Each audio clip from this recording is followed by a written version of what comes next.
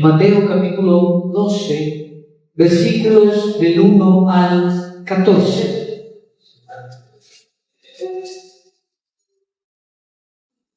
Vamos a meditar, vamos a reflexionar en esta porción de la palabra que nos introduce a un tema muy especial que vamos a trabajar hoy. Es una segunda parte de una primera parte, porque no hay segunda parte sin primera parte. Los discípulos recogen espigas en el día de reposo. ¿Están ahí conmigo ya? Amén. Vamos a leer el versículo 1. En aquel tiempo iba Jesús por los sembrados en un día de reposo. Nótese que el día de reposo era un mandamiento en el pueblo judío. Y sus discípulos tuvieron hambre y comenzaron a arrancar espigas y a comer. Esto estaba prohibido por la ley judía. La ley religiosa judía prohibía que se hiciera cualquier tipo de actividad en el día de reposo. ¿Ok? Ese es el contexto. Versículo 2. Viéndolo los fariseos, ¿quiénes aparecen en escena? Los fariseos, que eran los religiosos, moralistas y legalistas de la época. Y le dijeron a Jesús: he aquí tus discípulos hacen lo que no es lícito hacer en el día de reposo. Así que noten en el versículo 3 lo que Jesús les responde a los fariseos. Pero él les dijo: ¿no habéis leído lo que hizo David cuando él y los que con él estaban tuvieron hambre? ¿Cómo entró en la casa de Dios y comió los panes de la proposición? Que no le era lícito comer ni a él ni a los que con él estaban, sino solamente a los sacerdotes. Bueno, para que entiendan los que de pronto no han leído esta porción en el Antiguo Testamento, Jesús trae una historia que sucedió cuando David estaba siendo perseguido por Saúl, que era el rey. Saúl estaba persiguiendo a David para matarlo. David estaba con unos hombres que lo defendían, pero estaban sin armas, llevaban días sin comer, estaban débiles. Seguramente si pasaban unos días más iban a enfermar, iban a morir.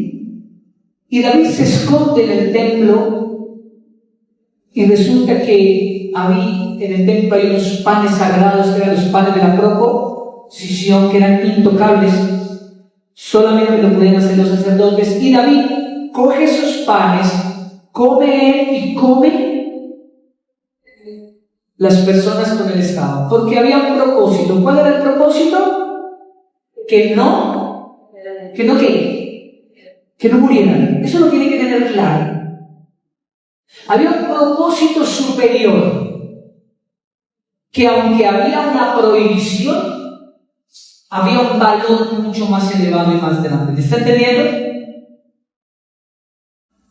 Por esa razón, Jesús toma el mismo ejemplo de David para contestarle a los fariseos acerca del día de reposo, que era una ley, y que sus discípulos comieran estas espigas. ¿Ok?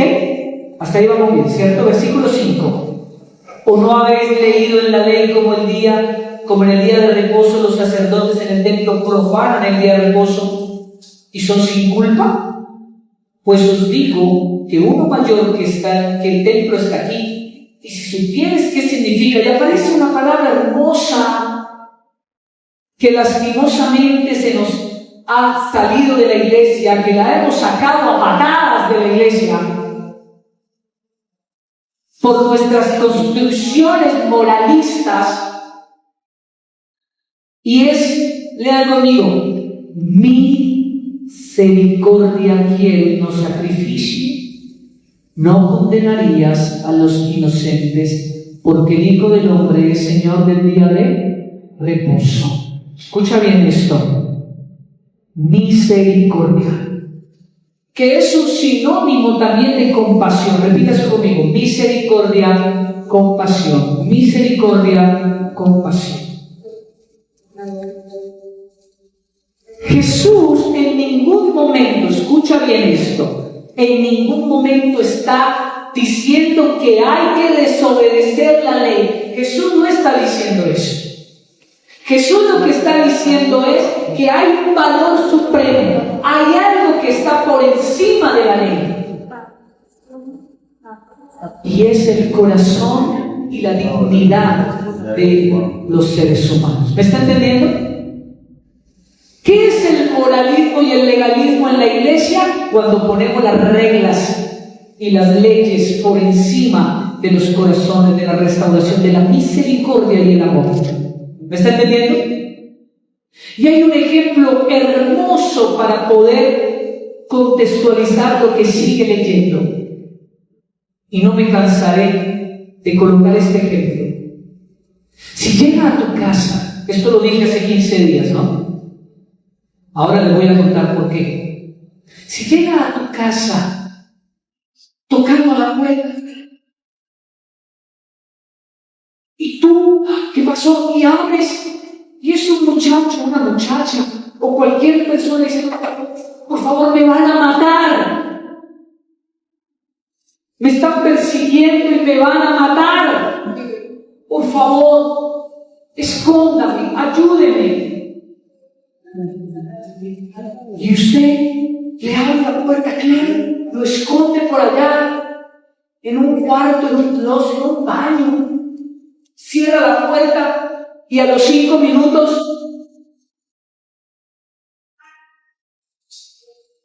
y usted se asoma y abre y efectivamente está el sicario, la persona con un cuchillo, con un revólver, preguntando puerta por puerta: ¿dónde está esa persona? Porque la va a matar. Yo le hago una pregunta a usted. ¿Usted qué hace?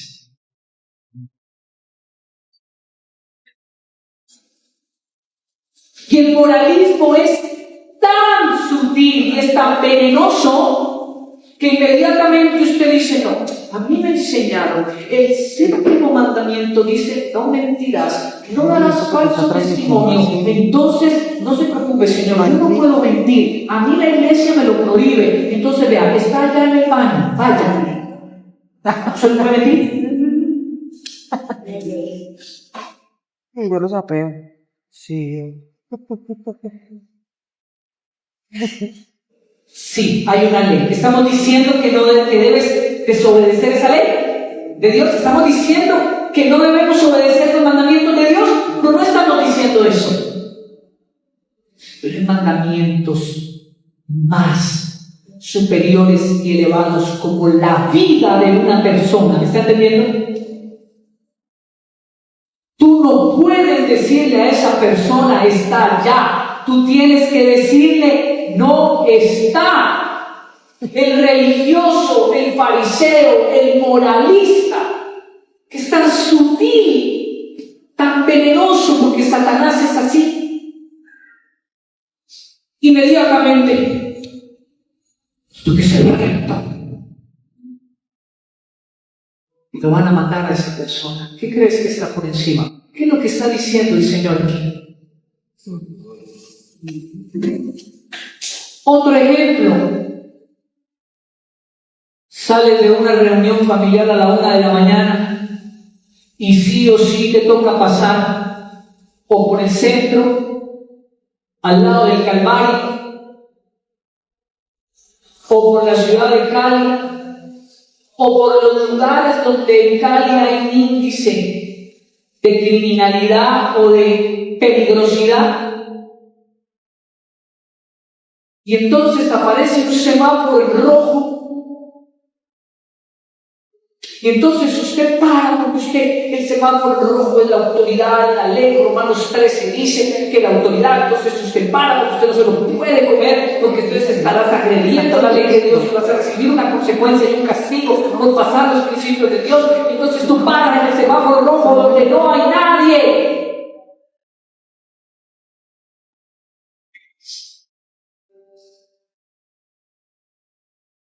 Y no les estoy contando una historia, esto pasa y se le enseña a la gente esto, que tiene que parar. Pues yo no sé usted, hermano, yo soy pastor, yo no le paro ahí, ni loco, sepa, ni loco le paro. Y entonces supongamos que llega el ladrón, llega la persona que quiere hacer daño, usted se resiste, te mata y llegas al cielo. ¿No me viste, Señor? Obedecí. O tal vez con queja, no, Señor, pero obedecí tu palabra y tú me quitaste tu protección. Entonces supone que si yo obedezco el semáforo porque es la autoridad, entonces tu protección está por aquí. ¿Por qué me abandonaste? ¿Por qué me dejaste? ¿Por qué no me protegiste? Mira, me mataron. Más bien, ¿por qué no aprendiste que tu vida en un momento y en ese contexto es más importante? ¿Me está entendiendo? Estamos diciendo que no tienes que obedecer el semáforo. Vaya, hágalo ahorita. Vaya, aplique eso ahora y verá qué le pasa. ¿Está entendiendo? Hermanos, es tan sutil. Satanás es tan sutil que no nos damos cuenta, porque el moralismo y el legalismo es un virus que Satanás tiene metido en las iglesias. Y predicar de esto es importantísimo porque no podemos permitir que esto nos suceda. Ahora, con estos dos ejemplos continuemos leyendo. Versículo 9. Pasando de allí, vino a la sinagoga de ellos. Y he aquí, había allí uno que tenía la mano seca. Y preguntaron a Jesús para poder acusarle. Miren estos tremendos religiosos. Miren lo que dice la pregunta. ¿Es ilícito sanar en el día de reposo? ¿Por qué le hacen esa pregunta a Jesús? ¿Para poder qué? Acusarlo. Y entonces aparece el versículo 11. Jesús les dice, mire, esto es hermoso. ¿Qué hombre habrá de vosotros que tenga una oveja y si ésta cayere en un hoyo en el día de reposo, no va, le echa mano, la levanta? Pues ¿cuánto vale un hombre más que una oveja? Por consiguiente, ¿es lícito hacer el bien en el día de reposo? En ningún momento Jesús está diciendo que no hay que obedecer la ley, solamente que hay leyes que van más allá de la regla, de la norma. Una mujer que se encontraba en adulterio, dice la Biblia que había que apedrearla. ¿Qué hace Jesús? El que esté libre de pecado, que tire la primera piedra. Porque nuestro problema está en el corazón. Versículo 13. Entonces dijo aquel hombre: extiende tu mano. Y él la extendió, y le fue restaurada sana como la otra. Y salidos los fariseos, tuvieron consejo contra Jesús para destruirle, porque así hace el moralismo en la iglesia, en nuestras familias, en nuestras relaciones. Lo único que hace es destruir, dividir. Repítase conmigo: destruir, dividir. Otra vez: destruir, dividir. Eso hace el moralismo. Y lo metemos en la educación de nuestros hijos. Y cuando nuestros hijos vienen a la iglesia, están pequeños, no entienden, no se pongan, no se quiten. En vez de sentarte y explicarles: hijo, hija, ¿por qué hacemos lo que hacemos? ¿Por qué crees que debes no escuchar eso? Es diferente. Cierre sus ojos ahí donde está. Padre amado, hoy venimos a ti, Señor, con el anhelo de que tú hables a nuestro corazón y a nuestra vida. Señor, si en algo te hemos ofendido, por favor, perdónanos. Y permítenos en esta hora que tu palabra nos sea revelado por el poder de tu Espíritu Santo a nuestras mentes, a nuestros oídos, a nuestros ojos, a nuestros corazones. Que tu Espíritu, Señor, opere en nuestra vida y permita que esa palabra de hoy penetre, arranque, corte lo que no está bien en nosotros y plante la semilla de tu palabra en nuestras vidas, para que ésta dé fruto en nuestro corazón. Te damos gracias, Señor, en el nombre de Jesús. Amén y amén. Hermanos amados, resulta que hace 15 días les hice una promesa, bueno, una promesa no, pero les dije que iba a ser la última parte de los evangelios que no son el evangelio. Pero recuerdo también, los que estuvieron hace 15 días en la celebración de madres, que dimos nuestro último servicio de evangelios que no son el evangelio, también les dije que era muy difícil, muy complejo reducir el moralismo y el legalismo en 40 minutos en una hora, muy complejo.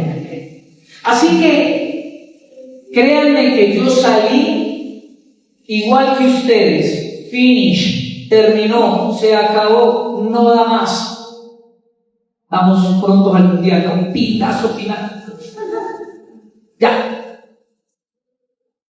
Hermanos amados, usted tiene que ser pastor y tener la responsabilidad de preparar alimento espiritual para la iglesia, para el pueblo de Dios, porque algunos creen que uno saca los sermones de libros o que uno le pregunta a ChatGPT: tú eres un pastor y necesitas predicar este domingo, ¿qué predicarías? No sé de dónde sacamos eso. Tendrías que ser pastor para entender de una manera sobrenatural cómo Dios te guía día tras día, momento tras momento, mostrándote, y la oración es: Señor, ¿qué pastor necesita tu iglesia?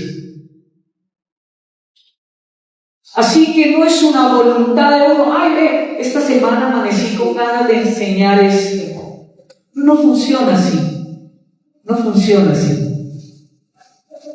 Salí ese día de las madres a celebrar a las madres, y el Señor no me dejó tranquilo.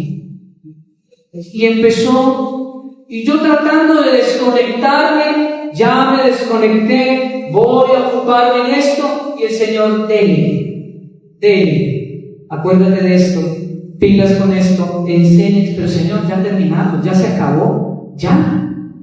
No, pa. Y no pude quedar tranquilo sino hasta las 6:30 de la tarde, que me tocó sentarme y empezar a escribir todo lo que el Señor me empezaba a mostrar. Y me dice: ¿tú creíste que era la parte final? No, pues va a haber una segunda parte. Yo: pero si ya tengo todo para una segunda parte. Señoras y señores, segunda parte de el Evangelio, por la lista ahí. Y yo creo que trato de entender al Señor, porque este es uno de los venenos más grandes que hay metidos en la iglesia, que llevan siglos. Los apóstoles combatieron contra esto. ¿Y saben por qué? Porque el moralismo está pegado a nuestro corazón. Somos moralistas porque creemos que alcanzamos la aceptación de Dios comportarnos bien. Entonces vivimos en una sociedad moralista de comportamientos, y eso lo traemos a la iglesia, donde estamos mirando a los demás cómo se comportan. Y si no viven a Cristo como yo lo vivo, como yo oro, como yo leo, como yo vengo a la iglesia, como yo adoro, ¡wow! Y reducimos la iglesia a eso. Hermanos amados, recuerden que Gálatas, que Jesús mismo dice: muchos vendrán en mi nombre y a muchos engañarán. Luego Gálatas nos dice: no que haya otro evangelio, sino que creamos evangelios que no son el evangelio. Por eso tenemos que tener mucho cuidado de a quién escuchamos y dónde escuchamos la palabra de Dios. Amén. Ya estudiamos lo que hace Satanás con la palabra también, así que tengamos mucho cuidado. Primera pregunta en esta mañana, para seguir construyendo y sacando a patadas el moralismo y el legalismo. Porque el moralismo es tan venenoso que nos hace vivir algo que se llama doble moral. Repita conmigo, doble moral. ¿Qué es la doble moral? La doble moral es ser unos en la iglesia y todos venimos bonitos, ¿sí? Vestiditos. Amén. ¿Cómo estás, hermano? Bien. Y salimos de aquí y se nos olvida que somos cristianos. Eso se llama doble moral. Personas con dos tipos de comportamiento, o que se comportan de acuerdo a un contexto, o personas con las que estén. Pero mientras esté en la iglesia, por eso no invitan al pastor a sus reuniones. ¿Ven la doble moral? ¿Ven? Porque si invitan al pastor, ahí sí se tiene que portar bien. Por eso no lo invitan. Para desmadrarse ahí, que no haya los desnudé moralistas. No mentira, no me inviten, yo no quiero que me inviten. Porque es que el evangelio no lo podemos reducir a comportarnos bien. No. Les recuerdo por qué yo obedezco a Dios. ¿Cuál es la raíz de mi comportamiento? ¿Miedo? ¿Castigo? ¿Por qué viene usted a la iglesia? ¿Para que le vaya bien? ¡Wow! Moralista. Uno no viene a la iglesia para que uno le vaya bien. Uno viene a la iglesia porque quiere honrar a Dios. Amén. Son dos maneras, es la raíz de nuestro comportamiento. ¿Por qué no robas? Ay, pastor. ¿Usted por qué es así? ¿Por qué nos dice ladrones? Venga, hermano, ¿usted tiene algo en su casa, un lapicero que no es suyo? Sí. ¿Usted tiene un libro que no devuelve que no es suyo? Usted tiene cosas. Mire, el moralismo es tan sutil que hemos construido mentiras pequeñas, piadosas, mentiras medianas, porque lo grave sí es que las mentirotas. ¡Wow! Moralismo. La Biblia solamente habla de una sola palabra. ¿Cuál es? Mentira. No importa si es grande o pequeñita, es mentira. Punto. Lo mismo robar. Es lo mismo robar un banco, robar 50,000 millones de pesos, que robar 100 pesos. Es lo mismo. Para Dios es lo mismo. Simplemente se llama ¿cómo? Robar. Punto. Se pasó. Pero nuestras construcciones moralistas determinan quiénes son los más pecadores de la iglesia. Yo no. Porque nos quedamos mirando la apariencia y el exterior. Y por esa razón es que siempre les voy a tener que enseñar o decir que la única diferencia entre el hermano que se le ve el pecado por encima, ¿no? Ay, no, yo no me junto con ese porque es que ese se le ve el pecado por encima. Ay, no, ese hermanito yo ni lee la Biblia, yo creo. Y te puede dar risa, pero ¿cuántas veces hemos pensado así de alguien? Hasta de nuestro esposo o esposa. Oh, pues nada. Y entonces venimos a la iglesia a eso. No, yo no me junto con ese. Y peor aún, hay personas que por el moralismo tampoco vienen a la iglesia, porque se sienten mal, porque la embarraron, porque cometieron un error. Entonces Dios no me va a aceptar, no me merezco a Dios. ¡Wow! Moralismo y legalismo.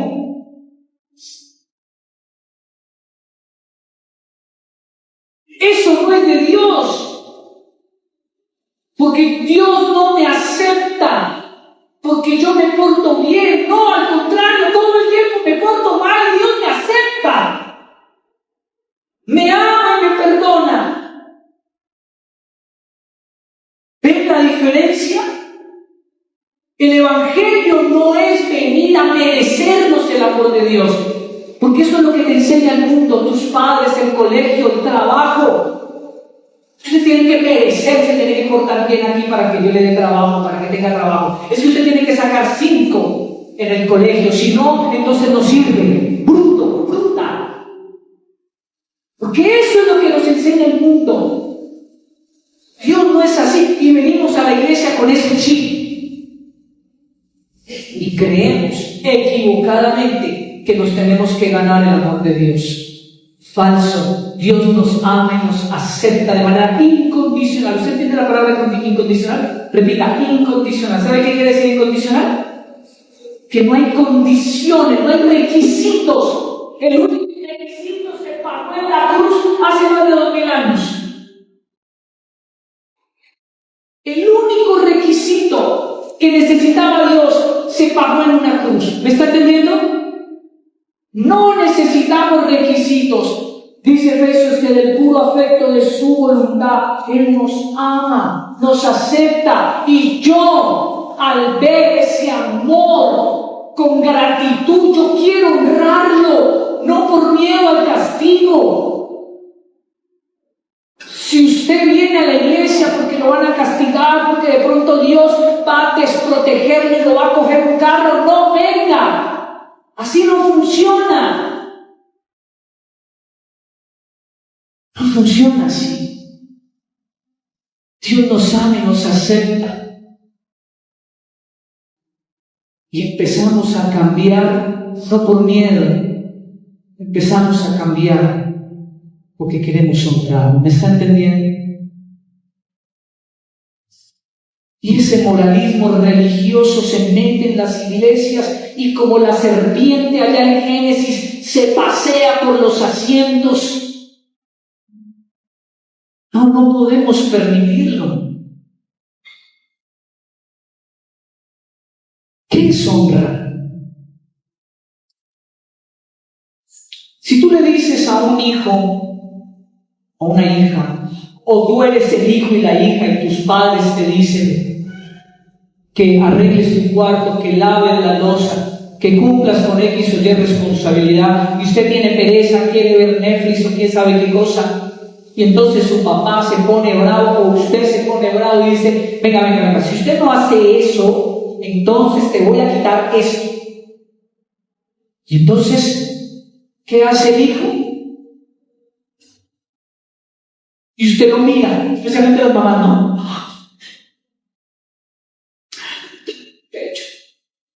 Pecho. Está obedeciendo. No está obedeciendo. ¡Falso! Eso no es obediencia. Está haciendo lo que está haciendo porque no quiere tener una consecuencia en su vida. No quiere que le peguen, no quiere que lo castiguen, no quiere que le quiten. Eso no es obediencia. Eso no es honrar a papá y mamá. Por eso hay que enseñarle a los hijos por qué hacen lo que hacen. Por eso, como hijos de Dios, tenemos que preguntarnos por qué hacemos lo que hacemos. ¿Por qué venimos a la iglesia? ¿Por qué leemos la Biblia? ¿Por qué oramos? ¿Por qué somos fieles? ¿Por qué no robamos? ¿Por qué no mentimos? ¿Por qué? ¿Por miedo? Pero si tú llegas a la casa y sin haber dicho nada ni en la mañana ni el día anterior, y usted va a la cocina y el plato lava. Y usted no lo cree y va al cuarto y usted lo abre con cierto temor, ¿no? Cuarto adolescente. Con cierto temor usted. A mí no me pasó. Eso va a quedar como un sonido malito, pero bueno. Imagínate. Y tú llegas y el cuarto limpio. ¡Wow! Y no le dijiste nada.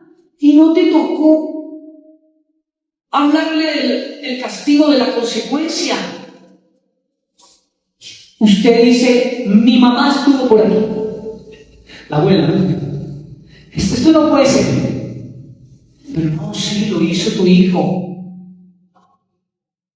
Entonces, honra es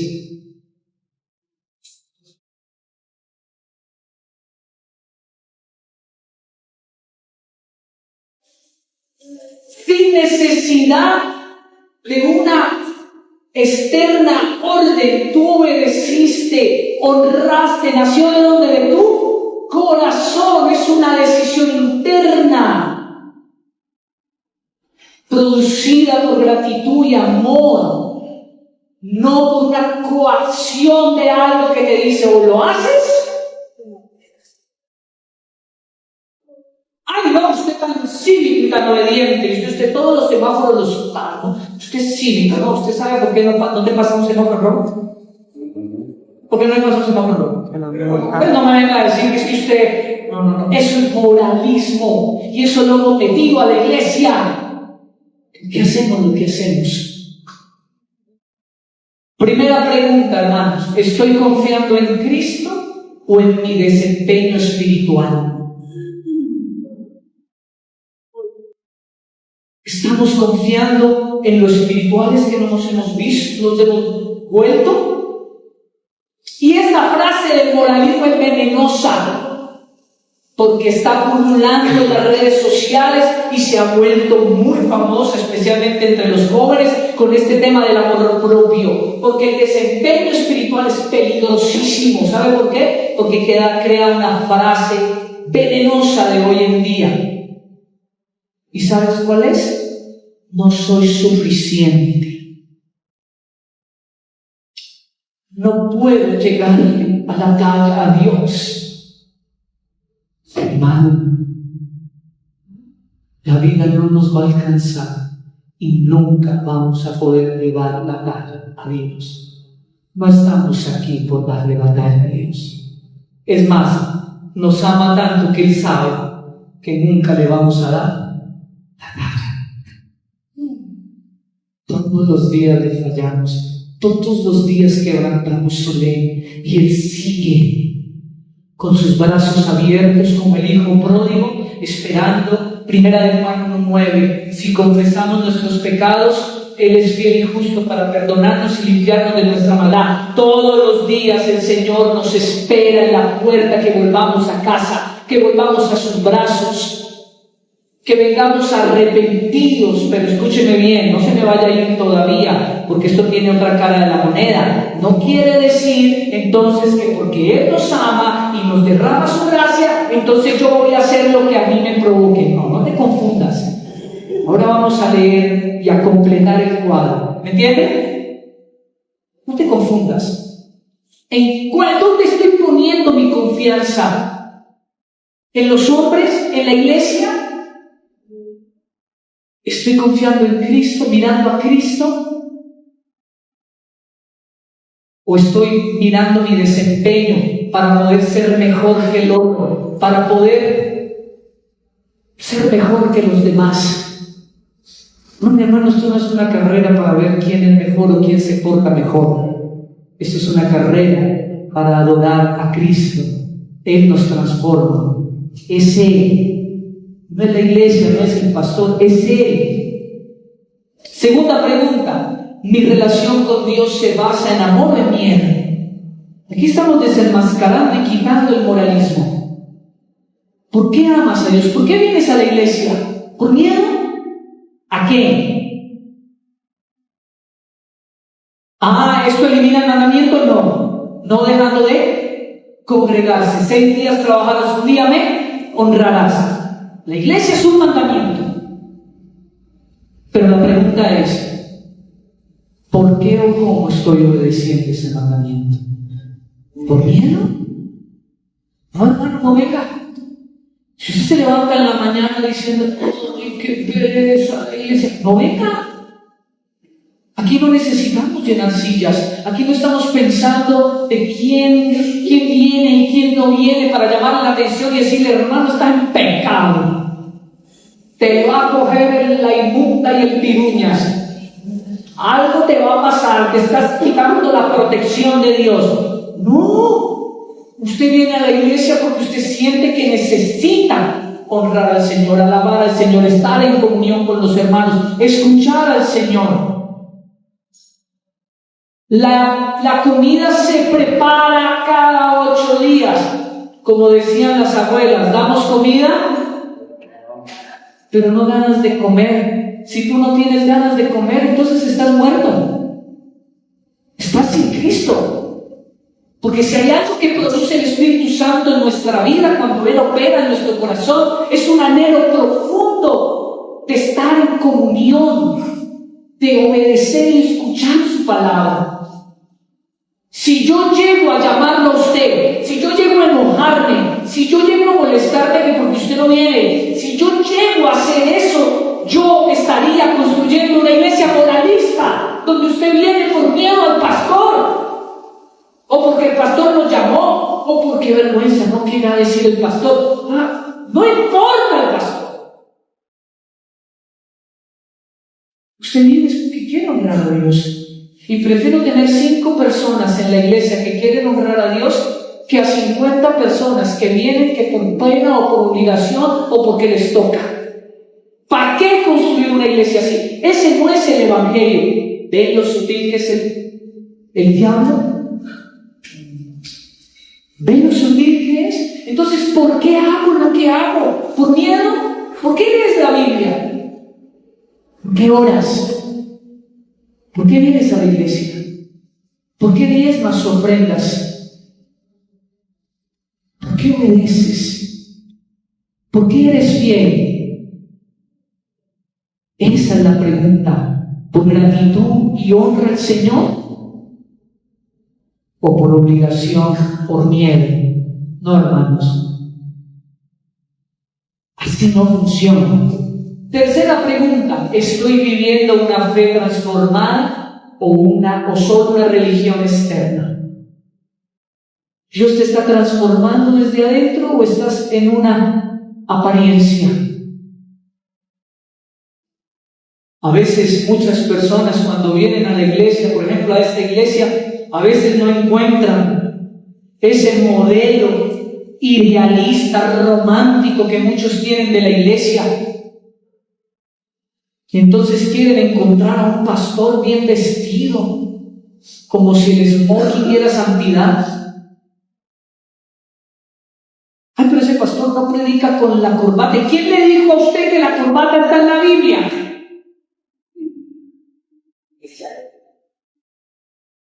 Ahora tampoco voy a venir a predicar en jeans. Cada cosa tiene su qué, su contexto, su orden. Pero hay personas que si no las ves con corbata o no predicas con corbata, no hubo unción, no hubo santidad, no se predicó la palabra. ¿Sabe cómo se llama eso? Moralismo. Moralismo. Se llama moralismo. Entonces, ¿cómo estoy viviendo mi fe? Cuarto y último, he puesto reglas humanas por encima de la gracia de Dios. Y esto es hermoso, ¿saben? ¿Qué acabamos de leer? Misericordia.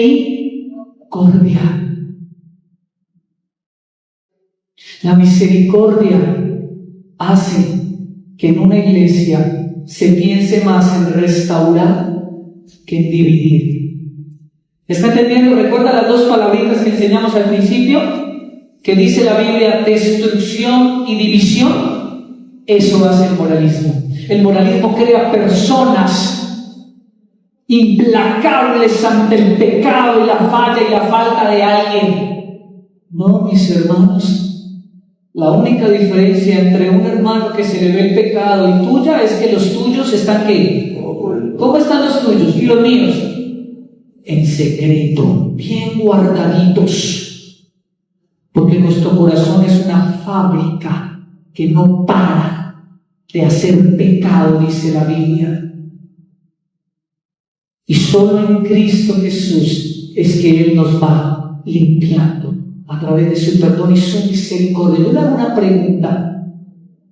¿Dónde estarías tú hoy si Dios fuera moralista contigo? Si Dios te rechazara porque esta mañana pecaste. Le aseguro que todos aquí esta mañana pecamos. La Biblia dice, amarás al Señor con todo ¿qué?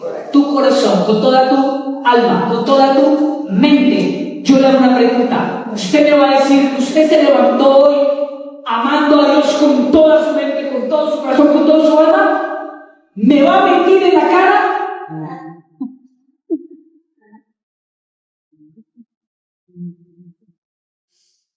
Sin embargo, Dios extiende su misericordia y nos abraza.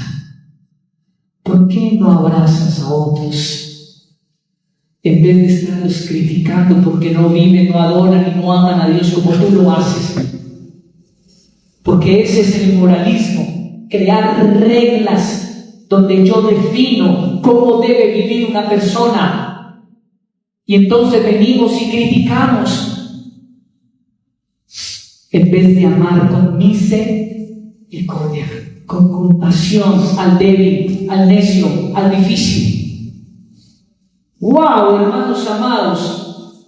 Primera de Corintios 10:23, ¿qué dice? Todo me es lícito, pero no todo me conviene. Todo me es lícito, pero no todo me edifica. Y Dios a través de este pasaje nos lleva a pensar y a reflexionar en nuestra fe. Y que nosotros digamos, ¿esto honra a Dios o no honra a Dios? Pero en la iglesia me disfrazo. Pero cuando nadie me ve, entonces ahí sí deshonro a Dios. ¿Cómo es? Entonces cuando la gente me ve, honro. Cuando la gente no me ve, no honro. Todo me es lícito. Tengo libertad, pero también tengo la libertad de pensar si esa música, si eso, esto, esa persona, eso honra a Dios o no lo honra. Y si tú tienes un corazón lleno de Cristo y transformado, esa persona va a buscar honrar a Dios. Amén. De adentro, y su vida va a empezar a ser transformada, no porque quiere encajar, porque quiere ser aceptado, no, ya fue aceptado, ya fue amado, y eso lo lleva a transformarse y a cambiar. Y ese pasaje nos da una gran responsabilidad. Lo que estás haciendo te edifica, ese programa, esa situación, ¿eso te edifica? ¿Honra a Dios? No. Entonces yo decido, no el pastor, no la iglesia. A los hijos hay que enseñarle eso para que no abandonen el evangelio. Porque si hay una causa de que los hijos de cristianos abandonen el evangelio, es la moralidad metida en la iglesia.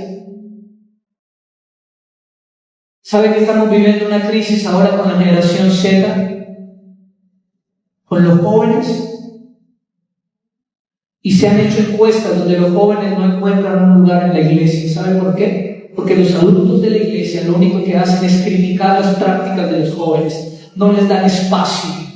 Porque todo el tiempo es una crítica. Porque no traen la Biblia así. Traen la Biblia en el celular. Porque ahora son nómadas digitales. Y eso es del diablo. Y no los aceptamos, no los abrazamos.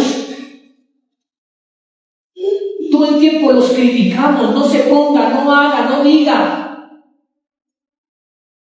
No, la iglesia no es una escuela de moralidad. Sepa que si usted le habla a un muchacho, le habla a un hijo o a usted mismo, se le habla de Cristo, que Cristo sea el centro de tu vida, tú no tendrás que decirle que cambie su comportamiento. ¿Sabe quién va a cambiar tu comportamiento? ¿Quién lo va a hacer? Cristo. Él lo va a hacer. Por eso, padres, preocúpate por hablarles de Cristo, predicarles de Cristo, enseñarles de Cristo. Porque si todo el tiempo construyes tu vida, tu hogar, tu iglesia en el moralismo, no se ponga, no se quite, no escuche, no esto, siéntese. ¿Por qué escuchas eso? Varias pláticas ha tenido mi esposa con mis hijas desde que estaban chiquitas. ¿Por qué te pones eso? Piensa. Mira lo que puede causar. Y eso hace que una persona entienda. Y no se lo pone. ¿Por qué, mamá? Porque no.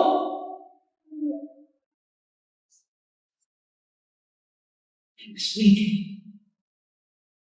El moralismo es terrible. Leamos esta pregunta. ¿Cuál es la raíz de mi comportamiento? ¿Por qué hago lo que hago? ¿Por qué escucho lo que escucho? ¿Por miedo al castigo? ¿Por la ley que lo dice? ¿O por gratitud, amor y misericordia? Las personas, los chicos, los jóvenes, todos tienen que tener Ahora acabamos de comenzar con los jóvenes una serie que se llama Trascendencia. Algo hermoso. ¿Qué es la trascendencia? ¿No saben qué es la trascendencia? Somos seres trascendentales. La trascendencia responde a la pregunta: ¿hay vida después de la muerte? A eso se le llama trascendencia. Trascendencia es lo que sigue después del materialismo. Los ateístas son materialistas porque ellos dicen que lo único que existe es lo material. Lo espiritual no se puede comprobar, por lo tanto no existe. Falso. Y estamos viendo con los muchachos que la trascendentalidad sí existe. Y hay ciencia detrás de eso. En el 2008, un médico neurocirujano, Eber Alexander, tuvo una meningitis y lo llevaron de urgencias gravísimo al hospital donde él mismo operaba y donde estaban sus compañeros. Usted sabe que la neurología es el estrato 20 de la medicina, ¿no? Es lo más alto en lo que tú puedes llegar. La mayoría de los neurólogos son ateos, porque ellos dicen que el cerebro es el que crea la conciencia. ¿Me está entendiendo? Los neurólogos dicen que es el cerebro el que hace proyecciones de sus creencias. Por eso ellos son ateos. Ellos no creen en Dios, no creen en experiencias espirituales, porque dicen que todo lo prepara, lo hace y lo construye ¿quién? El cerebro. Escuche esto. Eso es lo que ellos piensan. Y resulta que Dios, en sus ironías hermosas, hace que este neurólogo caiga en una meningitis tremenda, donde todo su cerebro quedó destruido, médicamente hablando. 7 días en coma. No existe un registro científico en el mundo que una persona, después de haber recibido esta enfermedad gravísima, vuelva a la vida. Y si vuelve, esa persona no puede, o sea, queda como un vegetal. El cerebro queda totalmente ¿qué? Destruido. Oh, sorpresa. Ese hombre se despierta del coma sin ni siquiera un rasguño en su cerebro. Usted puede encontrar eso en internet, se llama Dr. Eben Alexander, La prueba del cielo. Él tiene un libro. Este hombre viene de esa experiencia y empieza a contar en el mundo lo que le sucedió, que no tiene explicación científica, ni siquiera todo está documentado. Todos los compañeros neurólogos que lo atendieron a él lo tienen todo documentado. Y este hombre vuelve, despierta y empieza a contar que cuando su cerebro estaba muerto, un cerebro muerto no puede proyectar conciencia ni creencia, ¿me está entendiendo? Muerto. Tuvo una experiencia donde él llegó a un lugar que él describe en ese libro hermoso, donde se comunicaba de manera telepática, donde había colores tal como describe la Biblia el cielo. Y él dice que se encuentra con una mujer, una chica, y la describe en el libro tal, con pelos y señales, el cabello de color tal, de tal manera, los pómulos, los ojos, la boca, todo lo describe de una manera asombrosa y detallada. Increíble. Para resumirles, porque no es el tema, esto no lo digo en el servicio, para resumirles, este hombre llega de esta experiencia, deja tirada todo su prestigio, docente de Harvard, deja tirada su profesión, todo lo que le daba prestigio, poder, dinero.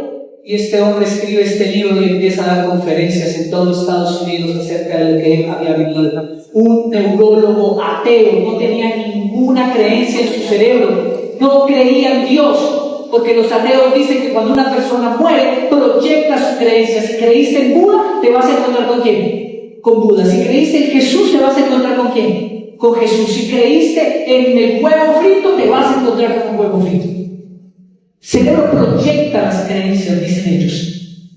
Y resulta que este hombre vino, tuvo esta experiencia para decirle al mundo: no, ese cerebro no pudo haber proyectado absolutamente nada porque estaba muerto. Y este hombre empieza a ir por todo Estados Unidos a dar conferencias, a hablar, y en una de esas, una familia una pareja lo llama porque lo vio en televisión e identificó que ese era su hijo, porque Eben Alexander era adoptado. No conocía a sus padres biológicos, era adoptado. Y sus padres biológicos lo ven en televisión, compran el libro, lo leen y les parece asombroso los detalles y programan una cita con él. Lean el libro, búsquenlo si quieren en la Librería Nacional o vean los videos. Y resulta que él va a esta cita porque quiere conocer a sus padres biológicos. Y la cita fue en la casa de ellos. Y estaban ahí reunidos, él estaba contando la historia y le asombró la muchacha y hablaba de la muchacha y hablaba de la muchacha. Recuerde, adoptado, no conoció a sus padres. Y estos padres van y sacan una foto de su árbol familiar y se la pasan al doctor Eben Alexander. Y es una foto de la chica, y él cuando la ve dice, fue ella lo que yo me encontré en la experiencia que tuve. ¿Quién es ella? ¿Dónde está ella? La quiero conocer, yo la vi allá. Porque la detalló de tal manera que era imposible hablar de otra persona. Y entonces los padres le dicen, ella es tu hermana biológica, murió hace 2 años en un accidente de tránsito. Y él se la encontró, nunca la había conocido, no sabía quién era, y la vio en esa noche. Lo que les quiero decir con esto es que la trascendencia es una verdad absoluta, documentada. Hay vida después de la muerte. Y a ti te toca definir dónde vas a pasar el alma de la eternidad. Y eso es lo que le estamos enseñando a los jóvenes, para que ellos entiendan que venir a la iglesia, estar en Cristo, no es una religión, no es por miedo al infierno, no, es que te vas a morir. ¿O no es así, hermanos?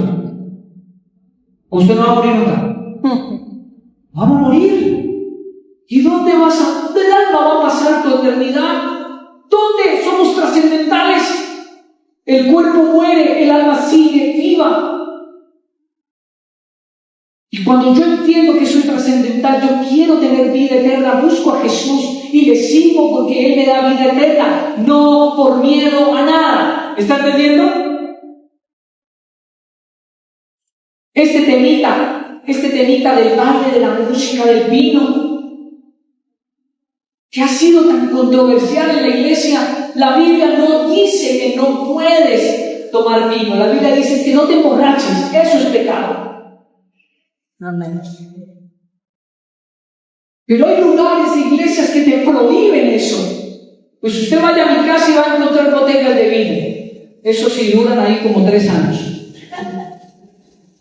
Pero a ver, una vez al mes me tomo un vinito. Si ustedes quieren ir a la iglesia por eso, porque somos una iglesia pecadora, pues.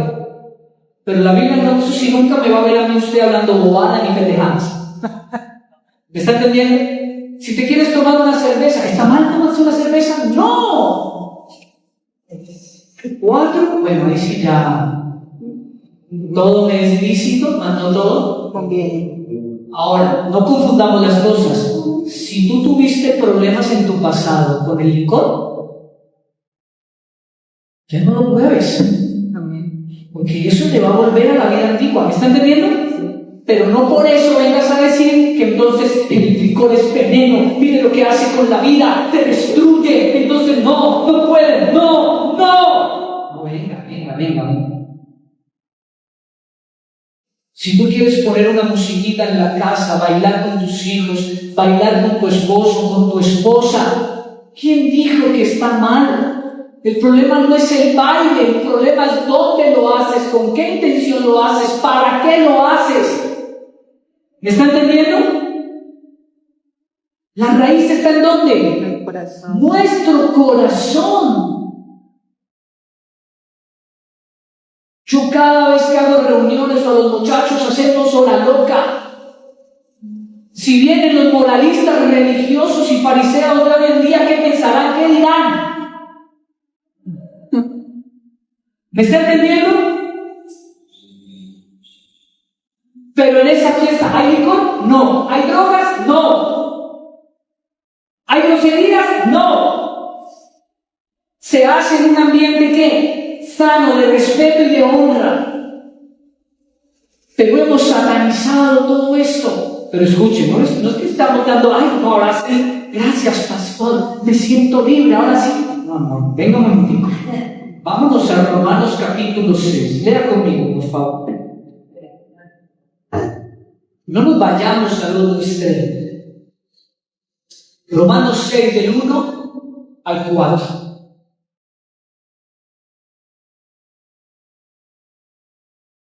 ¿Sabe quiénes son los que la mayoría condenan, por ejemplo, bailar? Los que no saben bailar. Claro. Claro. ¿Sí o no? Usted, si algún día llega a ir a mi casa en un momento de descanso, le aseguro que en mi radio o en mi Alexa estará sonando el grupo Nietzsche. ¿Por qué? Porque el grupo Nietzsche para mí me recuerda a mis padres, a mi familia, un momento de mi vida, y me gusta mucho, sobre todo las canciones viejas. No hablan de grosería, no hablan de denigrar a nadie. Hay que aprender a escuchar. ¿Me está entendiendo? No vaya a creer que porque el pastor está predicando, vea, si ve, escuchar no es malo, no, eso es perverso. Todo me es lícito, mas no todo me conviene. Todo me es permitido, mas no todo me edifica. Escuchar música secular no está mal. Solamente piensa si lo que estás escuchando está honrando a Dios. ¿Me está entendiendo? Si esa letra, a nuestras hijas nunca les prohibimos que escucharan música, reggaetón ni nada de eso. Cuando nos empezamos a dar cuenta que estaban cantando o que estaban escuchando, venga, vamos a sentarnos. Venga, vamos a escuchar esta canción. ¿Qué está diciendo? Haz otra cosa. ¿Y esto qué significa? Haz otra cosa. ¿Y esto es lo que quieres en tu vida? Que los hombres te valoren por eso. ¿Este es el valor que quieres? No, papá, ok, entonces aprende a escuchar lo que no te lo estamos diciendo porque seamos los pastores, porque somos de la iglesia, porque Dios lo prohíbe de la Biblia y punto. No es un moralismo. Hay que decirle que Dios lo prohíbe porque nos ama y nos quiere proteger. ¿Ve cómo suena diferente? Porque Dios nos quiere proteger, nos quiere cuidar. Dios nos ama. Y no quieres que contaminemos nuestra mente y nuestro corazón, porque lo que entra por aquí contamina el corazón. Mire lo que dice Romanos 6. ¿Qué pues diremos? ¿Perseveraremos en el pecado para que la gracia abunde? Mire la pregunta tan tremenda que hace. Entonces, que porque entonces no hay moral en la iglesia, entonces podemos hacer lo que nos da la gana y comportarnos e ir. No, espérate un momentico. No es lo mismo bailar con tu esposa que bailar con una persona que no es tu esposa. ¿Qué pena? No es lo mismo.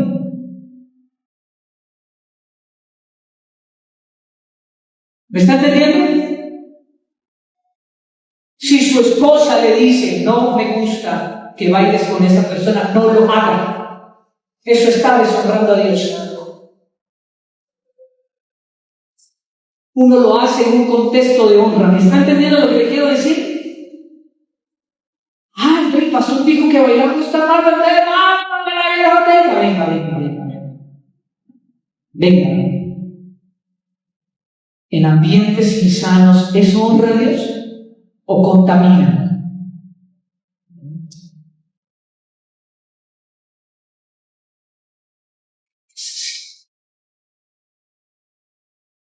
Un vino, un baile, una música. Romanos 6, ¿qué dice? Entonces perseveraremos en el pecado para que la gracia abunde. Señoras y señores, ¿qué responde el Señor? En ninguna manera, porque los que hemos muerto al pecado, ¿cómo viviremos aún en él? Un cristiano en el cual el Espíritu Santo habita en él va a cuidar qué música escucha, va a cuidar qué tipo de música baila, con quién baila, de qué manera bailas. ¿Me está entendiendo? Y un creyente que habita el Espíritu Santo tendrá mucho cuidado de respetar tomo una copita, me tomo dos, ya, no más. El resto deshonra a Dios. Porque luego la lengua se me enreda y empiezo a comportarme como tonto. Y hacer cosas que no debo, y decir cosas que no debo. Ahí ya hay un pecado. ¿Me está entendiendo? No quiero que se me vayan con una idea equivocada. ¿Cuál es la raíz de la honra? ¿Te da lo mismo fallarle a Dios? ¿Te da lo mismo? No, mis hermanos. La honra es interna. ¿Qué dice Hebreos 10:16? Lean conmigo que ya estamos terminando. ¿Qué dice? Esto es hermoso. Y con esto ya vamos finalizando. Miren, este es el pacto que haré con ellos después de aquellos días, dice el Señor. ¿Pondré qué? Mis leyes. Escuche esto, no me duerman, ya vamos a terminar. Pondré mis leyes en donde, en sus corazones y en sus mentes las escribiré. Esta es la cereza del pastel. Si usted no entendió a través de los servicios lo que es el moralismo y el legalismo, ay, yo no sé cuántos servicios más voy a tener que dar. Pero si usted no entiende esto, usted nunca va a entender. Se lo aseguro. Póngale cuidado. Dice la Biblia que el nuevo pacto, el evangelio, significa poner sus leyes, su palabra, ¿dónde? En mi corazón y en mi mente. Porque el antiguo pacto, el de Moisés, los 10 mandamientos, la escritura, eran leyes superficiales, leyes morales. Por eso cuando Jesús viene, ataca a los fariseos, a los escribas, y le dice: ustedes de labios para afuera honran a Dios, pero en sus corazones no. ¿Lo ha leído? ¿Lo ha leído? Aquí está la clave de todo. ¿Sabe por qué? Y espero que no me vayan a quemar o a tirar piedras o de pronto algunos una silla. Que el religiosismo es así. Pero venga, le digo algo. Este libro no sirve de nada. Aprenderse versículos no sirve de nada. Decir: es que esta iglesia es de sana doctrina porque estudiamos la palabra. ¡Qué tremendo el estudio bíblico que vimos en la iglesia! Martes de doctrinal, miércoles de estudio de la recontrapalabra, jueves reencontrémonos nuevamente en la palabra y estudio. Venga, yo le hago una pregunta. ¿Saben qué es el evangelio? Este libro escrito en su corazón. A mí no me lea la Biblia, a mí déjeme verla en usted. ¿Me está entendiendo? Todo el mundo, mire, usted puede aprenderse 50 versículos de la Biblia, ir a un instituto bíblico, estudiar teología, estar en una iglesia donde estudia la doctrina y la palabra. ¿Y también lo hacemos? Y solamente ser un libro más. Porque nada de lo que está aquí está escrito en donde? En tu corazón. ¿Qué dice la Biblia que hace el Espíritu Santo? Hay iglesias y hay personas que idolatran este libro. Y resulta que esto solamente es tinta y papel, sí. ¿Ya están que me tiran piedra? Háganlo. Este libro es tinta y papel. ¿Sabe cuándo esto se vuelve realmente transformador y palabra de Dios en su vida? Cuando el Espíritu Santo la escribe aquí. Y cuando usted está en cualquier momento de su vida, usted lee la palabra en usted, el Espíritu Santo, ninguna palabra corrompida, sé fiel, honra al Señor. ¿Me está entendiendo? Por favor, no se me vayan a ir de aquí con un mensaje equivocado. Nuestro es tinta y papel. A mí, déjeme ver la Biblia en usted. ¿Cómo están tus relaciones? ¿Estás perdonando? ¿Estás arrepintiéndote? ¿Estás reconociendo a Cristo? Haga el ejercicio. Ponga todos los días a sus hijos a que aprendan un capítulo diario. Y usted dice: es que si aprende la Biblia, eso, mejor dicho, se van a convertir. No. Deje que sus hijos lean la Biblia en usted. Y verá que cuando crezcan, yo quiero seguir a Dios como un papá que mi mamá sigue. Porque siempre los vi honrando y no viviendo una doble moral. Muchos hijos de cristianos abandonan la iglesia porque prefieren al papá de la iglesia o a la mamá de la iglesia y no al del mundo. Este libro se tiene que escribir ¿dónde? Aquí, en el corazón. Déjeme leer la Biblia en usted. ¿Ves? El resto es moralismo. Disfrazarnos, rodearnos de versículos bíblicos sin aplicación. ¿Cómo tratas a los demás? ¿Cómo tratas a tu esposa? ¿Cómo vives tu vida? ¿Eres honrado en tu trabajo? Eso es lo que la gente necesita ver. ¿La Biblia escrita en dónde? ¿En el libro? No. A mí de nada me serviría hablarles de hijos, hablarles de familia, hablarles de mayordomía, hablarles de obediencia, si usted no me ve haciendo esto en mi vida. ¿De qué me sirve a mí? ¿De qué me sirve si usted no me ve aplicando esto en nuestra vida? ¿Me está entendiendo? Si usted no entendió la diferencia entre evangelio y moralismo, y terminemos ya. Cristo y no la moral es la raíz de mi comportamiento. No quiero fallarle, quiero honrarlo, y por eso no le fallo. Por eso transformo mi vida. Ahora, finalicemos ya. Esta pregunta es tremenda. Léanla. ¿Las personas, los hombres, pueden alcanzar niveles de moralidad altos sin Cristo? Sí. Los veo dudosos. Todavía positivo para moralistas. Preguntica lo de Jacob. No me digas, qué bueno, porque de eso se trata este servicio. Sí, señores, hay una línea teísta que plantea que el hombre puede llegar a alcanzar altos niveles de moralidad en su comportamiento, ser intachables, íntegros. Y nosotros tuvimos un ejemplo aquí en Colombia. ¿Sabe cómo se llamaba? No sé si ya murió, creo que no. Antanas Mockus. Antanas Mockus, en todas sus entrevistas, búsquenlo.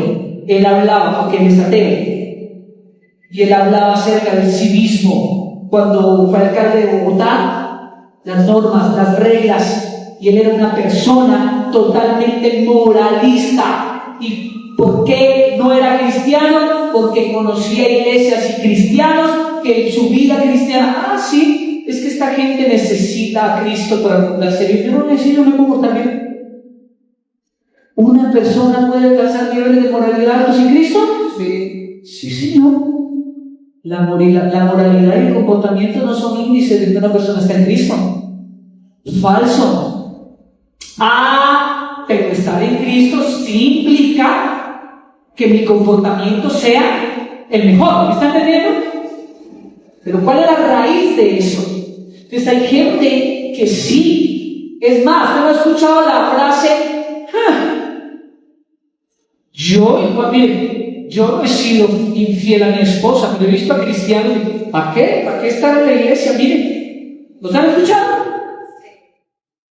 Moralismo. ¿Estamos diciendo entonces que seas infiel? No. Estamos diciendo, entonces, si estás en Cristo, tú vas a eliminar ese pecado de tu vida porque quieres honrarlo. ¿Me está entendiendo?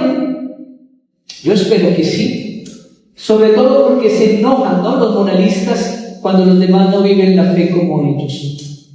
Muy bien, hermanos amados, póngase de pie, vamos a orar.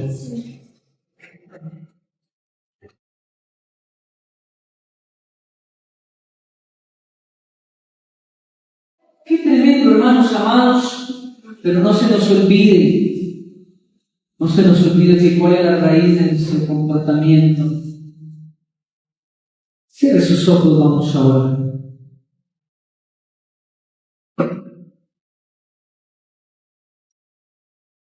Padre amado, te damos gracias, Señor, en esta hora.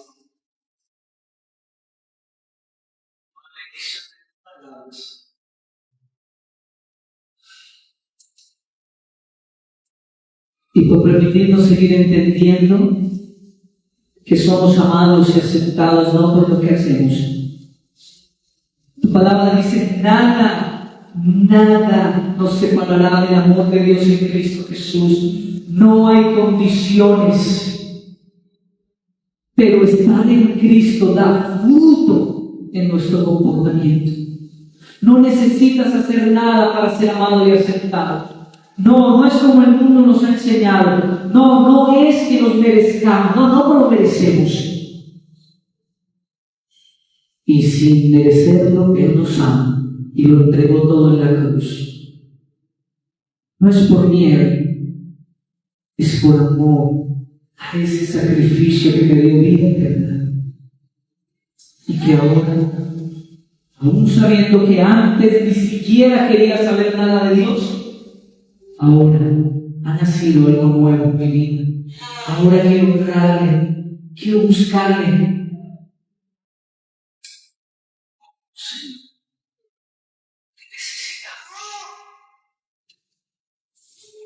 Padre, toma el control de nuestra vida, de nuestros corazones, y déjanos seguir entendiendo tu palabra, Señor, para que en ella puedas operar tu transformación y el fruto que debemos dar.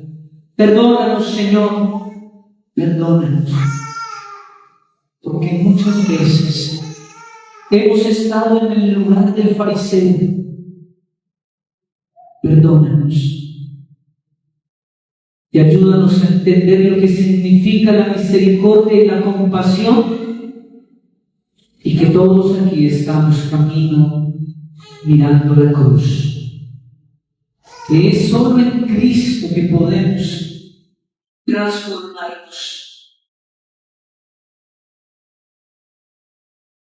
Y por favor, Señor, ayúdanos a escribir por medio del dedo de tu Espíritu Santo, a escribir esta palabra en nuestros corazones, en nuestras mentes. Si habitamos en Él, esta palabra se vuelve viva.